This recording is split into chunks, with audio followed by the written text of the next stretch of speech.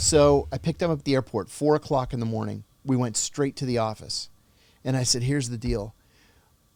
We think we found Abu Zubaydah. He's like, you've got to be kidding me. I said, I know, right? I mean, we've narrowed it down, but he knows we're on his trail. And so we're like 24 hours behind him. We'll bust into a safe house and all of his stuff is there, but he's gone. We went into one safe house and he had poured himself a cup of tea and it was still hot. But we couldn't quite get him. So I said, you got to help us narrow it down. I just don't know what else to do. So he took this piece of butcher block paper about the size of this table, about the size of a small American billboard, right? And he wrote Abu Zubaydah in the center and he circled it. And then around the name Abu Zubaydah, he wrote all of the locational information that we had for people in touch with Abu Zubaydah.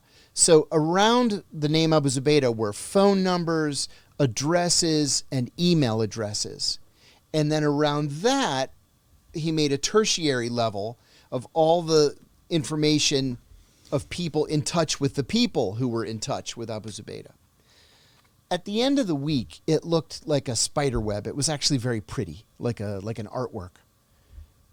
And he came to me and he said, I just cannot get it to any fewer than 14 sites. I said, 14 sites? We've never hit more than 2 in a night before. We can't hit 14 sites simultaneously. I said, I got to get a big team in here. So I cabled headquarters and I said, I need 36 people. I need a plane load of guns and ammunition. I need $2 million in cash. I made this whole list of all this stuff. Why $2 million in cash? Because I'm going to start throwing lots of money at lots of people.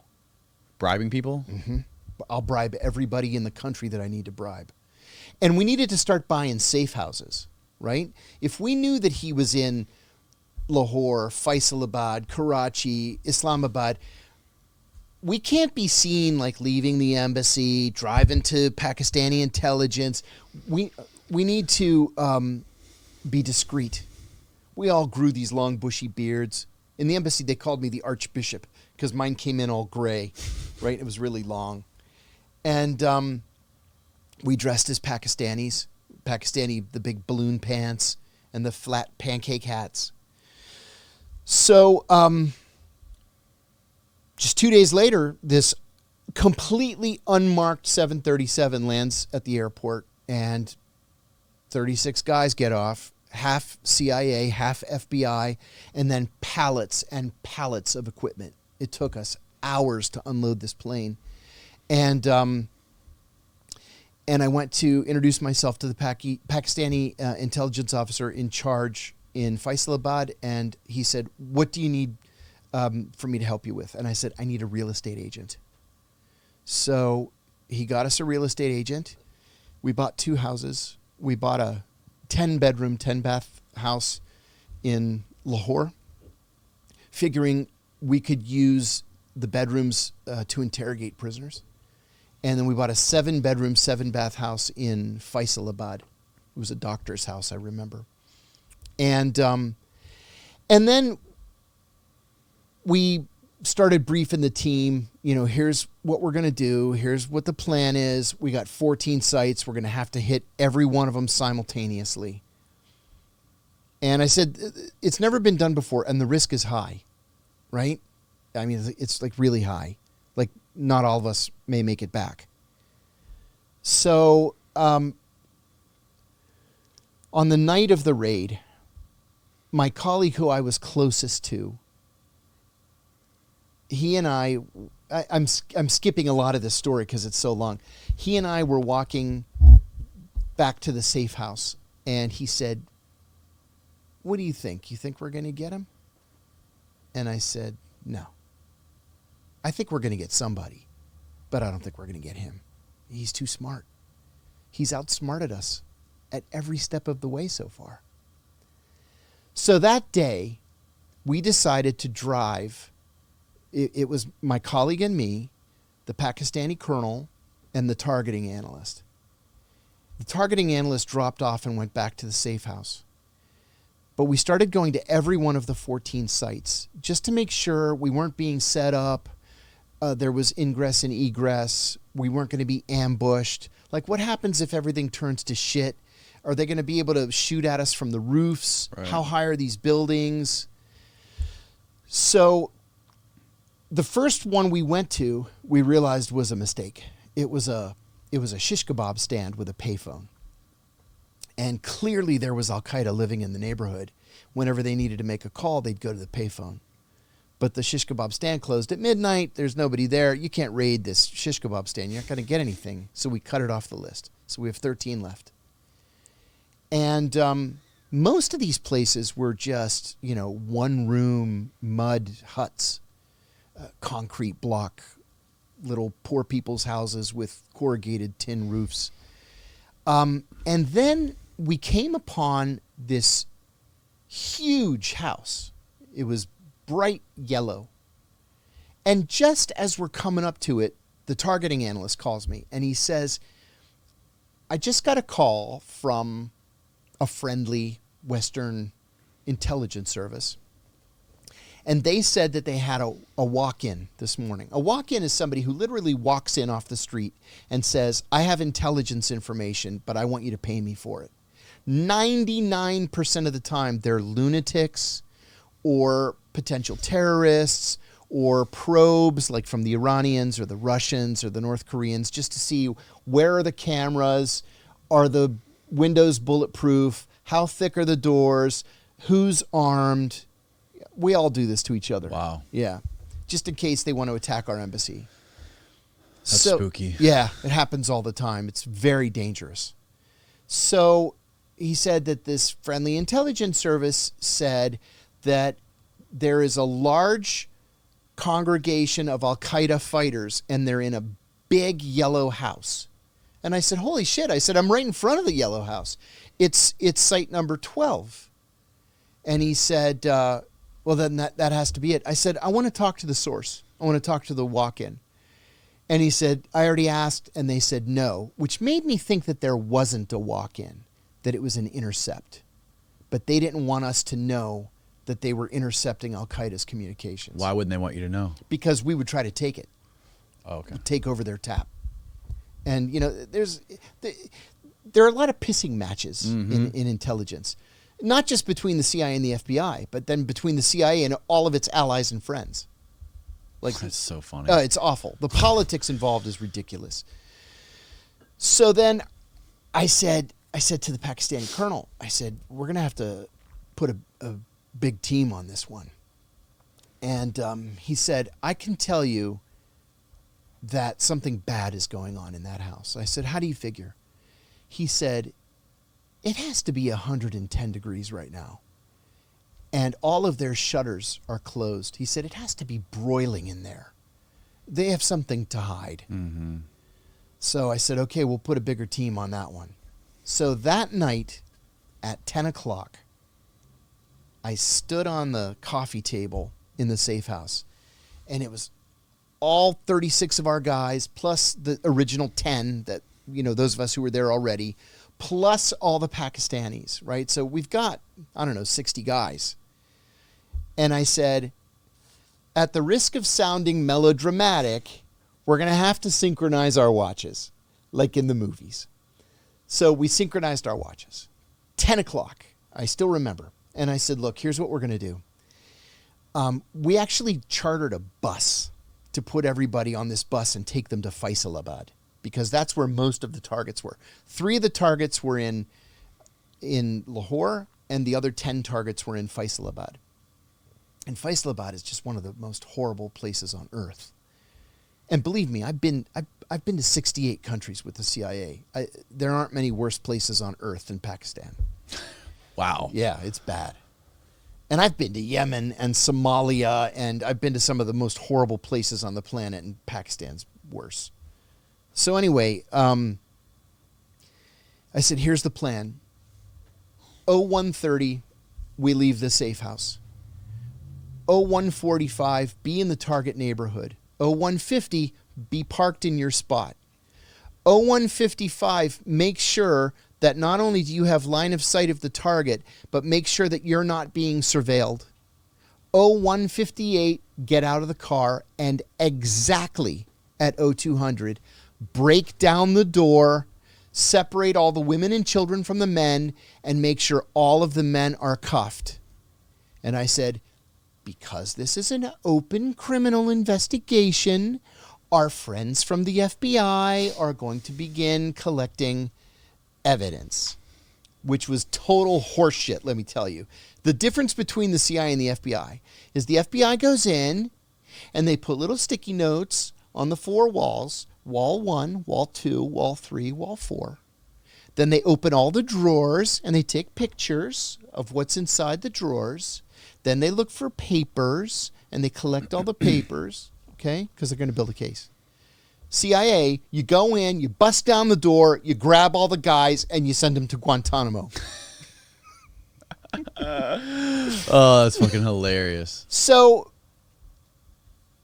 we were on the roof, my colleague and I, we were on the roof of the safe house at 0200. And I said to him, I looked at my watch and I said, 0200, here we go. And just as I said it, we heard this sound in the distance, boink, boink, boink, like metal on metal.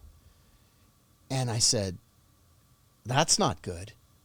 It's 2 o'clock in the morning, right? Nobody in the country's awake. And then we hear shots fired. And I said, oh man, that's really not good. So I got on the walkie-talkie. We knew that big yellow house was the nearest, physically nearest to us. So I said, Site 12, come in. What's going on over there? And the guy's like, shots fired, shots fired. Well, we knew that. Also, rule number 1 in intelligence operations is the walkie-talkies always die, right? They never, ever work. And I actually went to NSA when I got back. They wanted you to do this lessons learned thing because this was the first successful major capture post 9/11. And I said, please, you guys are all geniuses here, right? You build these computers, these supercomputers. We don't even know what they do. You put satellites. You can't make a battery that doesn't die after an hour? Come on. Like, seriously. It's funny, the most obvious things are the things that suck the most. Yeah.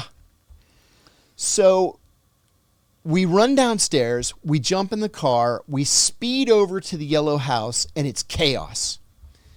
One of the things I told the Pakistanis just before we kicked off, I said, we have to take him alive, right? My orders were very specific. We have to take him alive. So don't shoot unless you're being shot at. It was clear to everybody. So we get there, chaos. One guy is dead, laying dead in the street. I can show you some pictures I have on my phone. Another guy looks like if he's not dead, he's going to be dead in 5 minutes. Another guy is screaming bloody murder and he's completely soaked in blood. And these are their guys or your guys? Their guys. Okay. I said, what the fuck happened? And this Pakistani policeman says to me, we got him. We got your man. I said, why'd you shoot them? He said that they were jumping from the roof of the house to the roof of the other house to escape. And so he shot them. So the first one to jump, first of all, the boink, boink, boink we heard was the door was reinforced with steel. And it should have just splintered with the first hit. This, they were working on, the whole time. Abu Zubaydah, a Syrian bomb maker, and Abu Zubaydah's bodyguard were on the second floor. On the first floor, there were, still not allowed to say the number, but there were several dozen fighters, Al-Qaeda fighters on the first floor. Why wouldn't you be allowed to say the number? They still will not allow me to say the number of people captured. Wow. Yeah. It was many dozens. So the guys on the first floor didn't know who was on the second floor. They knew it was a VIP because there was a kid, they call him a Tiwala. This kid he was working for them, and every day he would go to the market and buy food, and he would cook for them, and he would make tea. And they were cut off from everybody on the first floor. So they knew that somebody important was upstairs, and they wondered if it was bin Laden. Yeah.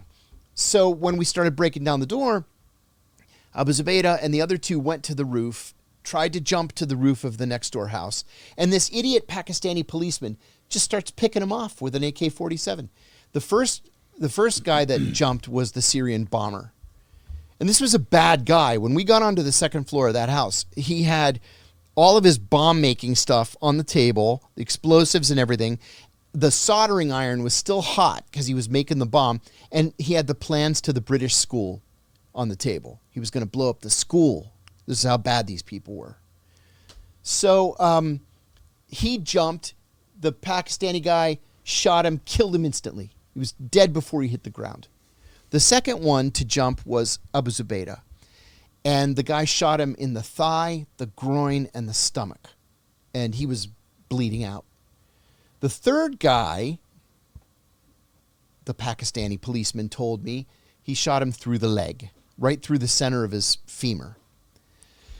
So I said, so which one's my guy? This one, the middle one, who was bleeding out. I said, that doesn't look anything like Abu Zubaydah.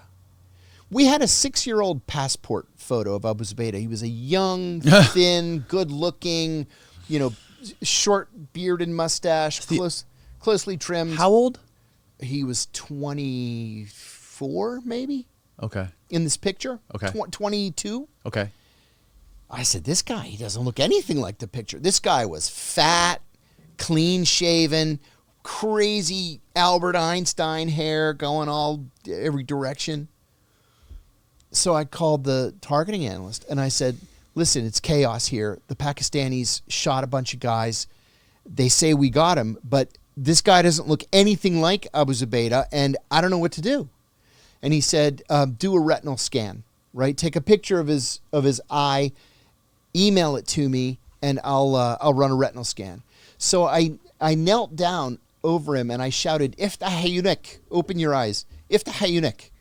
But his eyes were rolled back in his head. I could just see the whites of his eyes. I couldn't see anything. He was dying. And I said, his eyes are rolled back in his head. I can't see anything.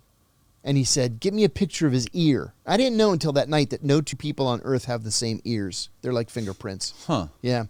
So I took a picture of his ear. Of course, these are the days when phones didn't have cameras. So I took a picture. I plugged the camera into the phone. I sent the picture to the analyst. He sends it to CIA headquarters. Then they respond, it's him.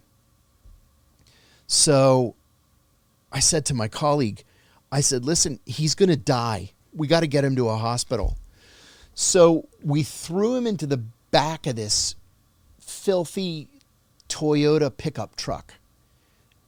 Little tiny pickup truck called a Toyota Cherry. There he is. The picture right there on the right in the center. That one. Yeah. Yep. That's the passport photo that we had. Okay.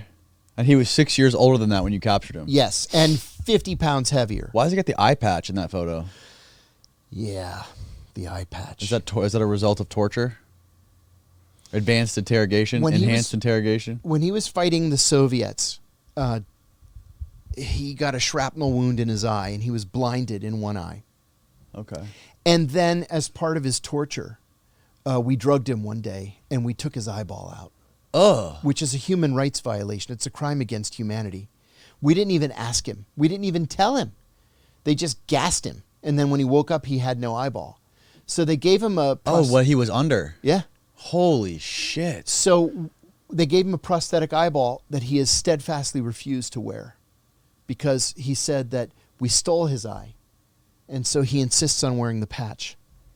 The patch looks pretty cool, though. It does actually look pretty cool. So you were standing over this guy right here in the middle of the street at 2 a.m. while he was dying, bleeding out. Yeah. We rushed him to Faisalabad Hospital, the worst place I've ever been in my life. This hospital, the windows are open, the doors are open, there are like dogs and cats just walking up and down the halls. There are clouds of mosquitoes feasting on people's open wounds. Oh. It was disgusting. And then they had this bar of Irish Spring soap with needles coming out of it. And if you needed a shot, they'd take one of the syringes, they'd give you your shot, and then stick it back in the bar of soap. So here we are. there are like 6 Americans dressed as Pakistanis with an Arab who's bleeding to death. We take him into the emergency room, and I said to the doctor, I said, "You've got to patch him up. My orders were to take him alive." And the guy's like looking at me like, "What? What's going on?" And we were like, "Come on, let's go." So they rush him into surgery, and the rest of us just sat down to wait. How long did the surgery take? Well, that was kind of a problem. Word got around the Al-Qaeda community that we had gotten him. And so they started driving by the hospital and just opening fire on the hospital. And we're diving down on the ground. While he's in the middle of surgery? Because they knew we were in there with him. Holy shit. I said to the colonel, if they realize how lightly armed we are, we're dead. Can you get a helicopter in here? And he said, I think so. So he makes a couple of calls. 20 minutes later, this helicopter lands in the parking lot. I put my shirt up over my mouth like this. I walked into the operating room and I said, "Doc, wrap it up. We got to go." So they sew him closed. We wheel him out onto the parking lot and put him on the helicopter. And we flew to a Pakistani military base about 50 miles away. Now, the base was kind of funny. It had a small, not really a hospital so much. It was like a clinic, like a surgical clinic. It had 8 beds. It was in a circle. And the nurse's station was the hub of the wheel. And then 8 beds were the spokes, right? And I noticed there was a chart that had each patient's name and why he was in there. And every one of the patients was in there for an attempted suicide, which was nuts to me. But they had this bed open, 2 beds open. And so we took him in. They took him straight into surgery. So at one point, the doctor came out and he said to me, it was funny because he didn't know who the prisoner was. He didn't know who I was. But this intelligence colonel said, "These are VIPs. You got to do what they say." So he comes out and he's like, "Look, I don't know what this is about, but I'm going to tell you, I have never seen wounds so severe where the patient lived. So you may want to tell your people that this is probably not going to be a good outcome." So I called the targeting analyst, and he called headquarters, and they were like, "Do what you can." So while he was in surgery, an ambulance arrived with the bodyguard who had been shot through the leg. And he's screaming, he's crying. And so, I've already been up 24 hours at this point. And my orders, and these were directly from George Tenet, the CIA director, 24/7 CIA eyes on, he said. Those were his exact words. 24/7 CIA's eyes on. Don't let the fucking FBI sit there and take over. He's our prisoner, not the FBI's prisoner. While he's in surgery, I'm so sleepy already. I decide to walk around this little clinic, and I hear the guy screaming and crying in the other room. So I went over to him and I said, "Kif halak? How are you?" And he's crying. He goes, "Alhamdulillah, glory to God." And I said, "Yeah, you don't look so good." And he says, "Are you American?" And I said, "Yeah, we captured you." And he says, "The Pakistanis, the dogs, they captured me and then they held me down and then they put an AK-47 on my leg and they shot me." And I said, "That's not what I heard. I heard you were jumping from the roof of the house to the roof of the next door house to escape." And he stops crying and he says to me, "Look at me. I am 150 kilos. I cannot jump from the roof." He's like 330 pounds. Yeah. And I pull the sheet back. I'm going to find the pictures and show you. I pull the sheet back, and he is not just soaked in blood, but there is a perfect burn mark, like the size of a dinner plate, around his leg. They held that AK right on his skin and pulled the trigger. So the doctor told me we're going to have to amputate the leg. And I said, well, that's unfortunate. They ended up saving the leg, but the guy's never going to walk normally again. Oh, my God. Yeah, it was pretty awful. And it was the Pakistani soldiers that did that? Yeah, because the guy pissed them off. You know, he wouldn't give up, so they shot him. God. It was bad. It was bad. So they did not amputate his leg. They did not amputate his leg. But I'm sure it completely shattered his femur. Oh, my God. The damage, it was disgusting. I'm looking for these pictures while I'm talking to you, and It's amazing he didn't bleed out. It was incredible. Well, I mean, Abu Zubaydah as well, obviously. And speaking of Abu Zubaydah not bleeding out, when he came out of surgery,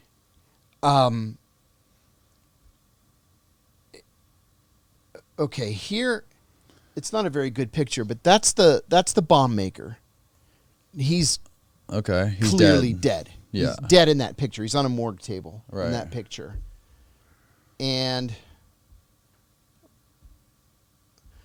that's the bodyguard. Oh, my God. As you can tell, there was some significant bleeding. Yeah. And then... That is brutal. It was bad. Really bad. I'm going to find Abu Zubaydah for you. And here's Abu Zubaydah after we threw him in the back of the pickup truck. As you can see, he looks nothing like that picture. No. Wow. He looks totally different. Totally, completely different. And I'll tell you what, I saw... And was that by design? Was he did he do that on purpose? It was a disguise. Right. Uh-huh. I saw my whole career just like go up in smoke. I was like, who the heck is that? Right. So anyway, they finally bring him out of surgery, and I was really, really tired. And so I was afraid I was going to fall asleep. And I'm thinking, is the doctor secretly Al-Qaeda? Maybe the doctor's going to break him out. Or maybe he's not as badly wounded as I think he is, and I'm going to fall asleep, and then he's going to get up and run away. So I tore a sheet into strips, and I tied him to the bed by the wrists and the ankles. He was bleeding so profusely. This was after surgery? After surgery. Okay. He was bleeding so profusely that it was actually pooling under the bed. Ugh. I've said before, it was like a scene from a horror movie. I've never seen anything like it in my life. He was soaked in blood. We had blood all over us. It's in this giant puddle underneath the bed. So they had this pump. I had never seen anything like this before. You know how they have like blood just dripping into your arm? Mm-hmm. Well, they attached a pump to it so it's forcing the blood into your arm like at this greatly accelerated rate because he was bleeding so badly that they had to replace the blood as quickly as possible. To keep him alive. Yeah, just to keep him alive. And he was in a coma, and the doctor's like, I don't think he's going to make it. So I sat there with my arms crossed at the foot of his bed, and I just stared at him. And I put the ceiling fans on full blast to make it like slightly uncomfortable so that I wouldn't fall asleep. Mm-hmm. And then during the night, I called a buddy of mine at the safe house, and I said, man, would you do me a favor? I said, I'm friggin' starving, first of all. I said, there's about to eat Abu Zubaydah. I know, right? I'm starving. And I said, I'm really dirty. I smell really bad. I've got a clean shirt and a pair of underwear. Can you bring them to the hospital from the safe house? So a couple hours later, he comes. He's got like these, those little cheese crackers and peanut butter crackers in that pack. He had a couple of those. He had a thing of orange juice.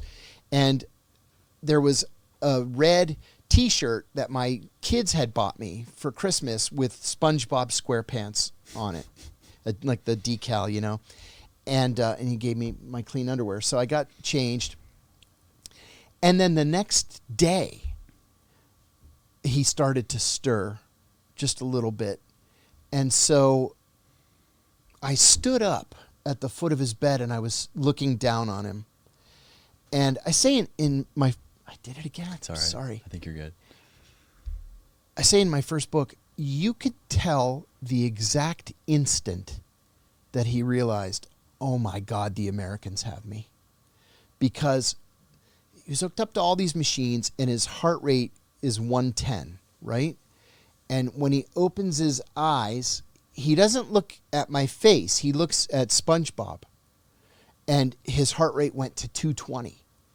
And the machine starts going beep, beep, beep, beep, beep, beep, beep, beep, beep, beep, beep, beep. And then you hear code blue, Bay 1, code blue. And then they rush in and they shock him, clear. I had never seen this before except on TV, right? Clear, they shock him. And then they give him this shot of Demerol that they put right into the drip. And then he was out again.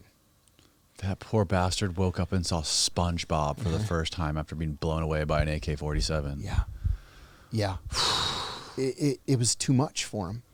So he was out for another 6 or 8 hours. He saw SpongeBob and he knew he was fucked. He knew he was fucked. It was over. Finally, he opens his eyes. And again, I've got him tied to the bed by the wrists and the ankles. So he's laying there like this. And he opens his eyes and he goes like this, like motioning for me to come near him. So I go right next to him, like I put my ear right next to his mouth, and I moved his oxygen mask off to the side. And I said, Shu Ismek, what is your name? And he shook his head. So I said again, Shu Ismek. And he said to me in English, I will not speak to you in God's language. Mm-hmm. And I said, that's okay, Abu Zubaydah. We know who you are. And he starts crying and he says, please, brother, kill me. Take the pillow and kill me. And I said, nobody's going to kill you. We've been looking for you for a long time. He said, what's going to happen to me? And I said, honestly, I don't know. But I'm going to give you some advice.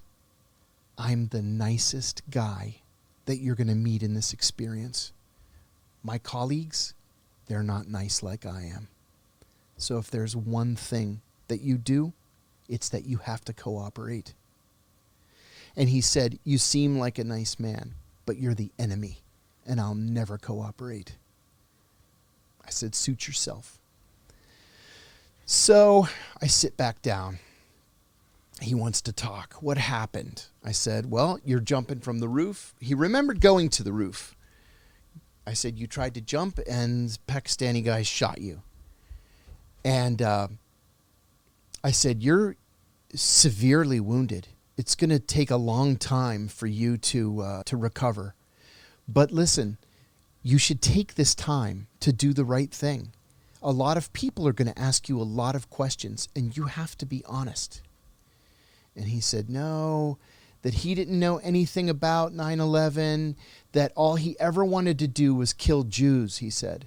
That he didn't want to attack the United States. He wanted to attack Israel, and they outvoted him. We talked, one of the things that we captured that night was his diary. And books have been written. 2 books have been written about his diary. One of the FBI psychologists said it was the rantings of a madman. It's like, well, clearly you and I didn't read the same diary, right? Because really what it was more of a doodle book than anything else. He would doodle, draw pictures, and he would write poems. He recited a lot of his poetry to me. You read it? Oh, yeah. All of it? Oh, yeah. Okay. Uh-huh. And then I consulted on one of the books. So one of the things that he did, and this is weird, he's a strange guy. He's not a guy that you're going to want to go out and have a beer with. Sorry to interrupt. How old was he at this time when you captured him? 30, 29 or 30. 29 or 30, okay. Mm-hmm. He had this weird thing that he would do where he would write letters to himself as a young man or as a teenager. So it's the 30-year-old Abu Zubaydah writing to the 14-year-old Abu Zubaydah and giving himself advice. To his past self. To his past self. Listen, you should have done it this way. Oh, you shouldn't have gone out with those guys. They were bad guys. You should have been kinder to your mother on this day. Stuff like that. It was weird. But it was expressive. He's a very artistic kind of person. Mm-hmm. So you draw these pictures, and he would write poems, and he would write a scene from a play, and then he would write a letter to himself. And the FBI is like, clearly he's insane. It's like, no, he's not freaking insane. It's a doodle book. So anyway, oh my God, how we fought about that for years. Really? Yeah. Yeah. Because they said he was insane. Anyway. Well, he was just a kid. Yeah, he was a kid. Right? I don't know how old you are, but now, I mean, in my mind, I'm still 20, but I'm actually 57. And I have to remind myself, you're not 20 anymore, right? I wish I was. And I think back on things that I would have done differently. I've never actually written it down anywhere, but, sometimes people do. So, so what happened to him after that visit with him in the hospital when you were talking to him? And well, I never left. And then finally one of my colleagues came and said, listen, we got to get him ready to go. They're sending a plane in. Mm-hmm. And I said, where's he going to go? And my friend is like, I don't have any idea. So I told him, I said, listen, we're going to take you out of this place and you're going somewhere else. And he said, are they going to kill me? And I said, no. I said, I don't know what's going to happen to you, but I can guarantee that you are going to get the best medical care that the American government can provide. And I'm going to tell you again, you have to cooperate. And I said, I don't mean to sound... They really wanted to keep him alive. Oh, yeah, they did. They had big plans for him. I said, I don't mean to sound cruel, but your life is over. It's over. You'll never be free again. And so the rest of it can be easy or it can be terrible. And it's up to you. So I told him a plane is coming and it's going to take you to someplace else. I don't know where that is. So he asked me if I would hold his hand. So 3 FBI agents and I picked him up, his gurney. I'm holding his hand with one hand and holding on to the gurney with the other. We take him out to the plane. And we had to lift him up like to a standing position to maneuver him onto the plane. And then we laid him across the luggage rack at the back. And we tied the gurney down to the luggage rack. And I said, I leaned over and I said, remember, you have to cooperate. And he squeezed my hand. And I said, good luck. And then as I'm getting off the plane, one of these CIA dudes who was wearing completely black with a black hood, he says to me, John? And I go, yeah, who are you? And he lifts up his hood. Why was he wearing a hood? Everybody was wearing hoods. Yeah, it's weird. They didn't want to be recognized. This was the rendition team. So this is like the most secret of all the secret things that the CIA does, right? These international kidnappings. So they didn't want him to see their faces. And I said, who are you? And he lifts up his mask just a little bit. And he was my last boss at the CIA. He goes, what are you doing here? No shit. Yeah. And I said, man, we've been doing raids. We got this as our first HVT, high value target. And he said, who is he? And I said, dude, I'm sorry. You don't have a need to know. I'm not allowed to say who he is. And he said, no, that's cool. I said, where are you taking him? And he goes, oh, dude, you don't have a need to know. I'm so sorry. I said, no. I said, Godspeed. Wherever you're going, I hope you have safe travels. And then he took off, and I never saw him again. But he was going to Guantanamo. No. No. No. It was years before he got to Guantanamo. Really? So he went to one of those black sites. He went to 6 of those black sites. 6 of the black sites. Yeah. Now, what's the deal with the black sites, the CIA black sites? Well, for people who don't know what they are, they sound so fucking mysterious. Yeah, they are. This is bad. This is how secret this is. A black site is a secret facility usually housed on a foreign military base, right? I'm not allowed to say any of the countries, even though they've all been reported on in the media. Mm-hmm. The CIA has never admitted to the existence of black sites. And so I can't confirm their locations, but I can say Google it and the locations. Yeah. So many of these black sites, the presidents and prime ministers of the countries that they were in had no idea that they were there. Really? These were secret, unwritten handshake agreements between the director of the CIA and the director of that country's intelligence service. So in many cases, even the ministers of defense didn't know that these secret CIA torture facilities were on their military bases in their countries. That's how secret they were. And then if, somebody would say, oh, well, what's that building over there? We haven't used that building in years, and I've been seeing people coming in and out of it lately. 2 days later, building's abandoned. Everybody's in a different country. That's what they would do. So you go from country A to country B to C, D, E, F, all over the world. The CIA's been doing this stuff for decades, right? I mean, all the way back to like those LSD experiments. They were doing they were doing tests on people in different countries just because they didn't want to violate the laws. That's right. Yeah. I went back to the safe house. I slept for a while after Abu Zubaydah took off.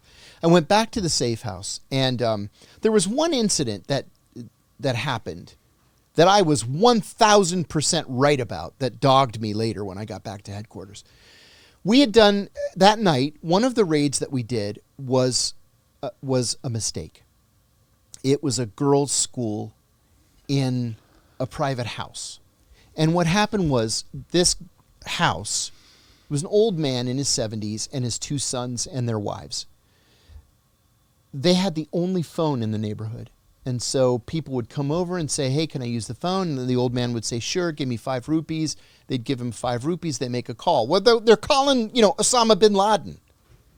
So we were like, oh, my God, that phone, that house, it's like a headquarters of Al-Qaeda. We bust down the door. We grabbed this old man and his sons, and they were scared shitless, right? So there was this idiot working for me, and he brings them to the safe house. He's got his 3 prisoners cuffed behind their backs, and they have these black hoods on. And I said, why are they hooded? He goes, why are they hooded? We don't want them to see our faces. And I said, are you seriously fucking telling me that you have never read the Geneva Convention? It is a war crime to hood your prisoners.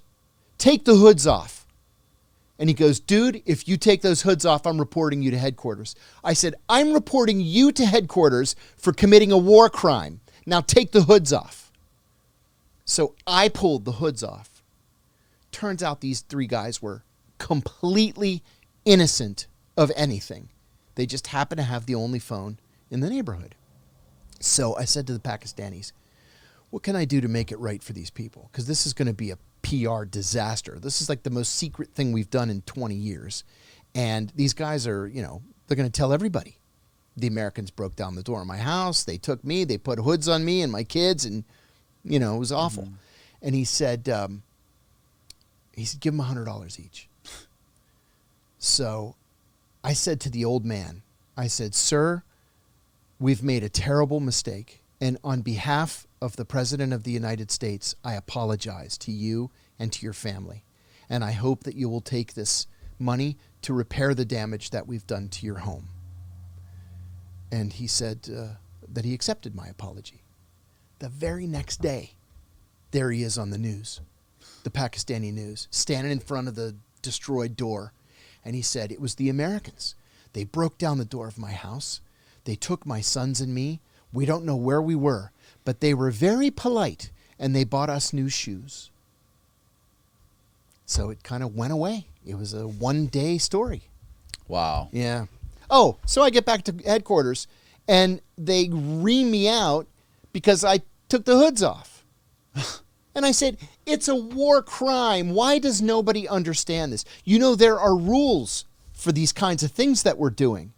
If we're really the good guys, then let's be the good guys. And these are all Pakistani guys you're talking to? No, they're Americans. They're all our people. Okay. Yeah. And you didn't think it was weird that you were the only guy that was like really worried about... I just figured they were all retards. Oh, okay. But you were the only one that was worried about the hood. Like no one else had even batted an eye at it. Yeah, no.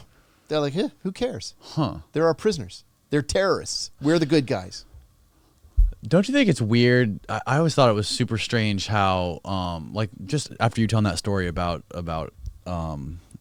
Abu, what's his name? Zubaydah. Abu Zubaydah. That Bin Laden, when they captured Bin Laden, they killed him instantly, right? Yeah.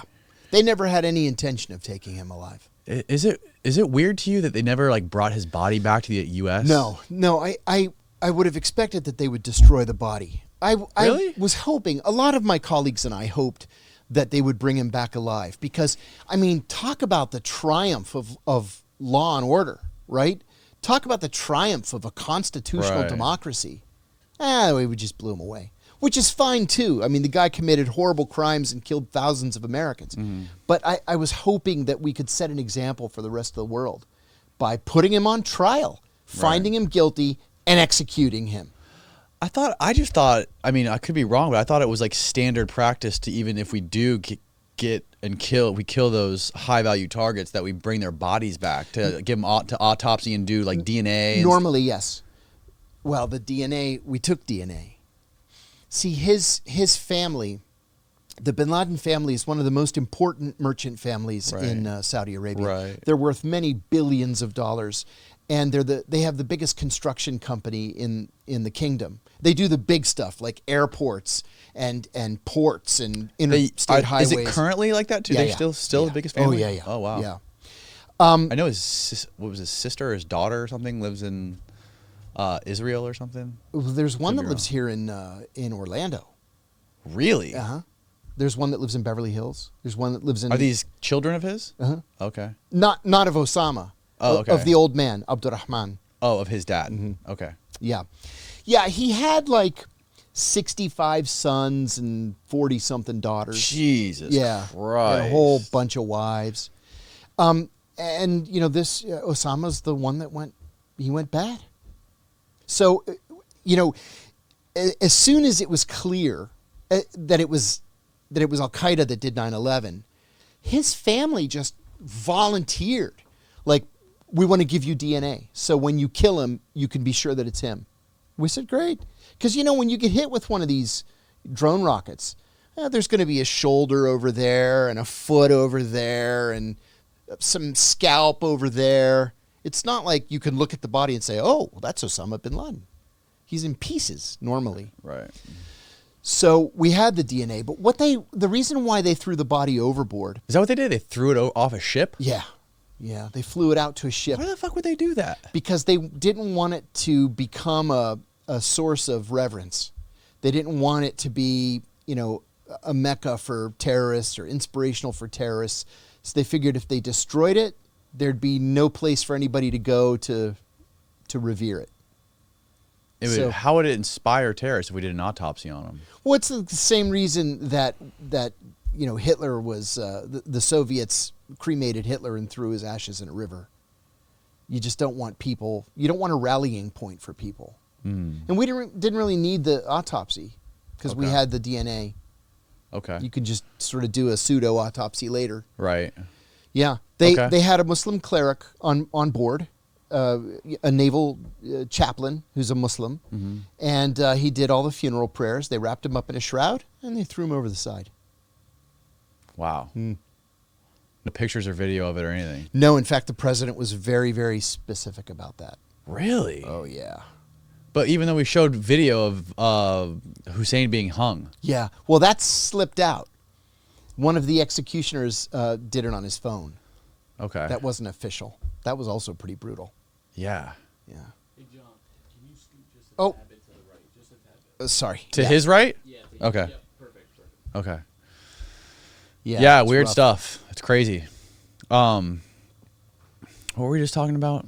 The body going overboard. Oh, yeah, the body. So, okay, so where is Abu Zubaydah? Well, I keep forgetting Zubaydah. Zubaydah. Where's he at right now? So in 2006, after 4 years going from secret site to secret site, we sent him to Guantanamo. 6 years he was going from black site to black site. Yeah, so we sent him to Guantanamo in 2006, and he's been there ever since. And there was a very interesting article in the New York Times 2 weeks ago, I guess it was. Carol Rosenblum is the only reporter anywhere that covers these issues. Nobody cares anymore about Abu Zubaydah.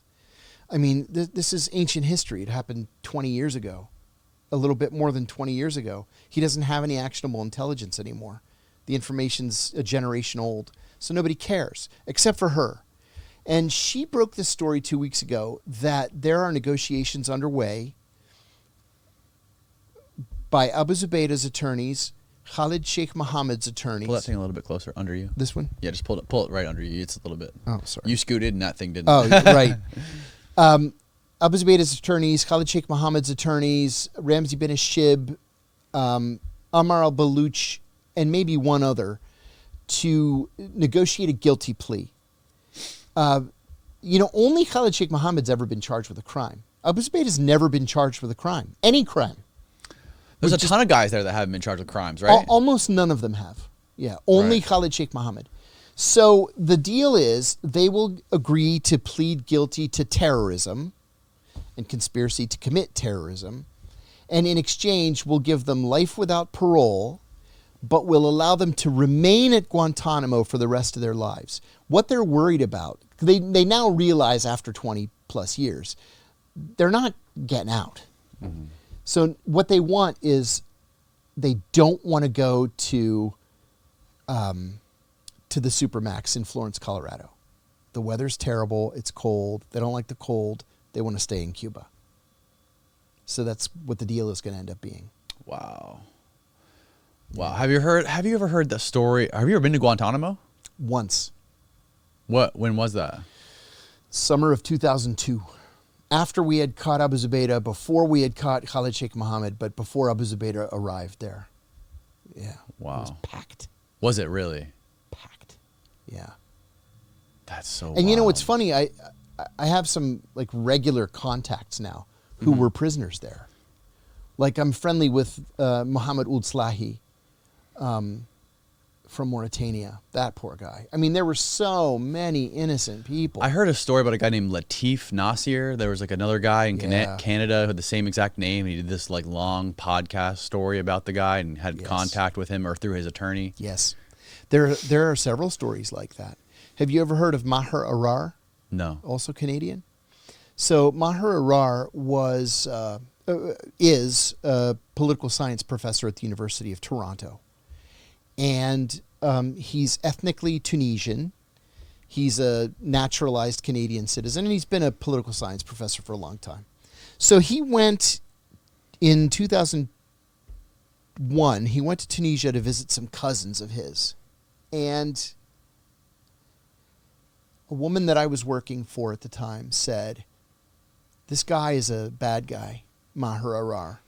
We even had staff meetings about him. And there were several of us, there were 3 of us, I was one of the 3, who said, you guys don't speak Arabic. That's what the problem is.